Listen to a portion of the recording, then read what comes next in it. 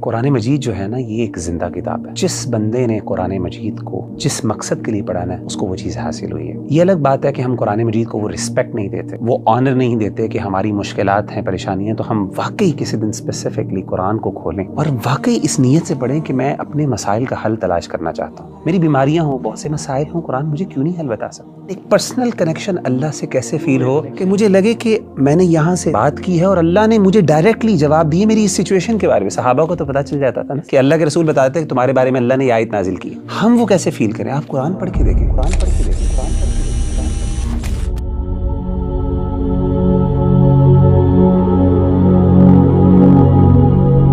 مغیرہ بھائی, ایک عام انسان جب بھی کسی سے کمیونیکیشن کرتا ہے اس کی خواہش ہوتی ہے کہ اس کو رسپانس ملے اور رسپانس جلدی مل جائے. جس طرح کہ نبی کریم صلی اللہ علیہ وآلہ وسلم کے زمانے میں صحابہ کرام جو تھے ان کے اوپر پریشانیاں آتی تھی, تکلیفیں آتی تھیں, اور وہ اللہ سبحانہ و تعالیٰ سے دعائیں کرتے تھے کہ ان کی یہ پریشانیاں ختم ہو جائیں, اور ان کو ان چیزوں کا جواب بھی مل جاتا تھا اور ان کے دعائیں بھی قبول ہوتی تھی وحی کے ذریعے.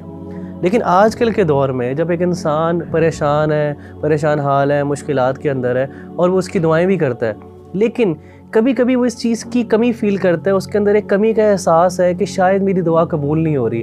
تو مغیرہ بھائی سوال یہ ہے کہ وہ جو احساس ہے کہ انسان کے اندر وہ احساس اور وہ ایک مطمئن ہو جائے اس چیز سے کہ اللہ نے میری دعا سن لی اور اللہ سبحانہ و تعالیٰ کی طرف سے اس کو احساس بھی آ گیا ہے کہ اس کی دعا قبول ہو گئی ہے, تو یہ احساس کیسے ایک انسان اپنے اندر پا سکتا ہے؟ دیکھیں ربیع اللہ بھائی, مجھے آپ کے سوال سے ایک واقعہ یاد آ گیا.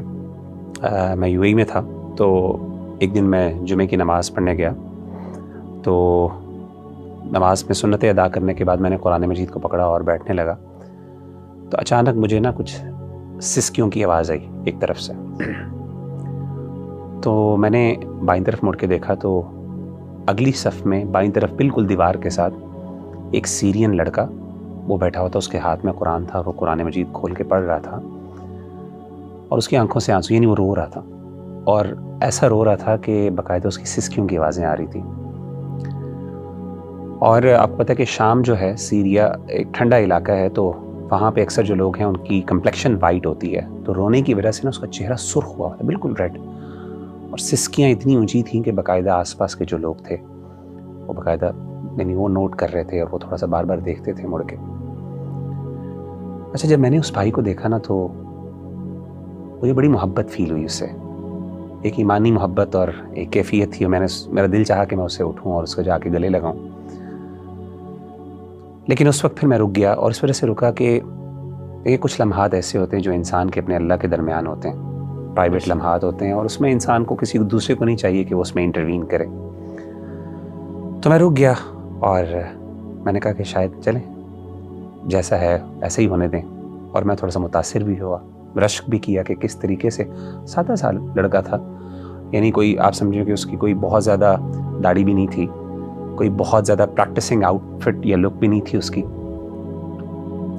تو اس کے بعد جب میں نے یہ دیکھ لیا اور میں نے کہا چلے میں اپنی قرآن مجید کی تلاوت کرتا ہوں, تو جیسے ہی میں نے قرآن مجید کھولا تو عجیب بات اور بڑے حیران کن بات یہ ہے کہ جو سب سے پہلی آیت میری نظر کے سامنے آئی, حالانکہ میں نے رینڈملی کھولا, کوئی اسپیسیفکلی کسی, سب سے پہلے جو آیت میرے سامنے آئی, سبحان اللہ, میں حیران ہو گیا وہ پڑھ کے.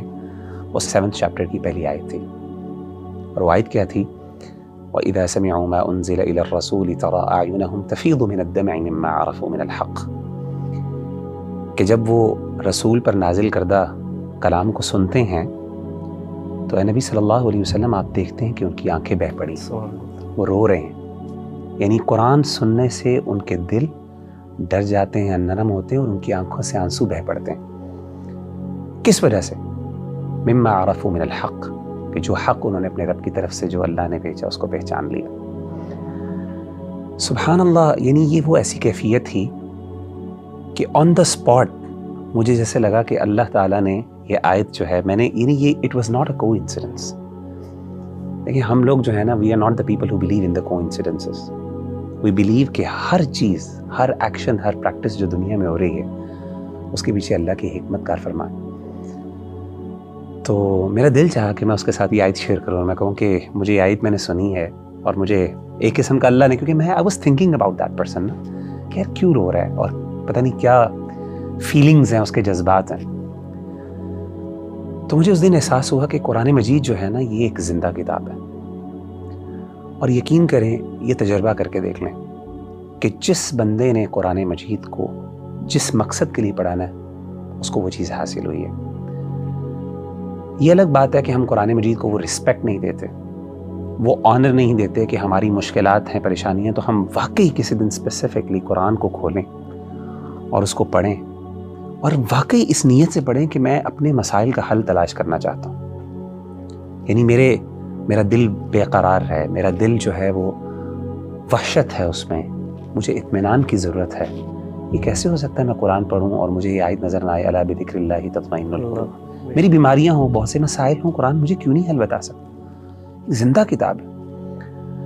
اور میں آپ کو بتاؤں کہ جن لوگوں نے یہ تجربات کیے ہیں نا، قرآن سے پرسنل، دیکھیں آپ کا سوال بھی یہی ہے نا کہ جنرل تو دین سے ہمیں جوابات مل جاتے ہیں، لیکن ایک پرسنل کنیکشن اللہ سے کیسے فیل ہو، کنیکشن جو فیل ہو کہ مجھے لگے کہ میں نے یہاں سے بات کی ہے اور اللہ نے مجھے ڈائریکٹلی جواب دیے میری اس سچویشن کے بارے میں. صحابہ کو تو پتہ چل جاتا تھا نا کہ اللہ کے رسول بتاتے ہیں کہ تمہارے بارے میں اللہ نے یہ آیت نازل کی ہے.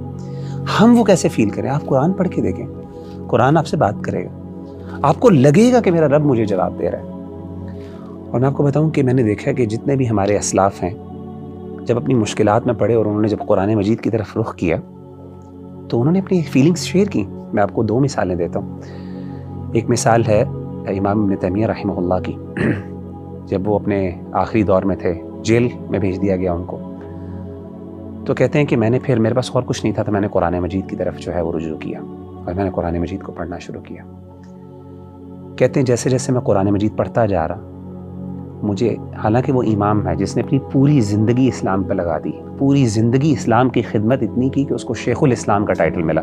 تاریخ میں بہت کم لوگ ایسے ہیں جن کو علماء نے شیخ الاسلام کہا ہو، اپنے دور کے لوگ اور بعد کے بڑے بڑے علماء نے شیخ الاسلام کہا ہو، اس میں امام ابن تیمیہ. تو ابن تیمیہ کہتے ہیں کہ مجھے ندامت، ندمت، واللہ یہ ان کے الفاظ ہیں کہ مجھے ندامت ہوئی کہ میں نے اپنی زندگی کا ایک بہت بڑا حصہ جو ہے وہ ضائع کر دیا اور میں قرآن مجید نہیں پڑھ سکا. اسی طریقے سے شیخ ابو اسحاق الحوینی بہت بڑے عالم دین ہیں، اس ٹائم محدث ہیں.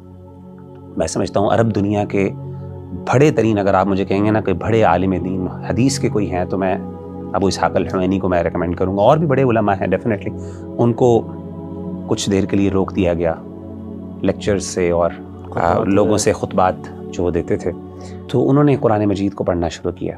اور یہ ان کا جملہ تھا جب وہ واپس آئے اور ان کے لیے دوبارہ وہ بین ریموو کیا گیا اور ان کو اجازت ملی کہ اب وہ پبلک سے بات کر سکتے ہیں، تو انہوں نے کہا کہ یہ ان کا جملہ باقاعدہ ہے، یا لیتنی اعطیت القرآن حیاتی، ہائے کاش میں نے اپنی پوری زندگی قرآن کو دے دی.